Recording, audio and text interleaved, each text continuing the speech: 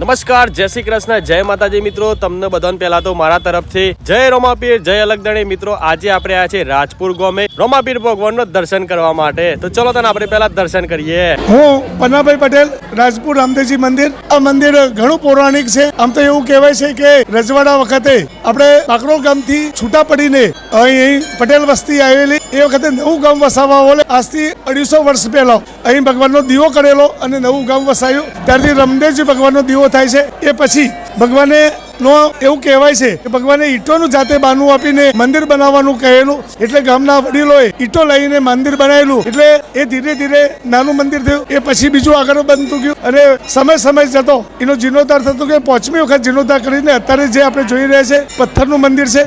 આ મંદિરે વર્ષમાં દર મહાસુદ બીજ, સાદી બીજ, ભાદરવા મહિનામાં આપણે નવરાત્રી ઉત્સવ અને નેજા ઉત્સવ ઉજવવામાં આવે છે.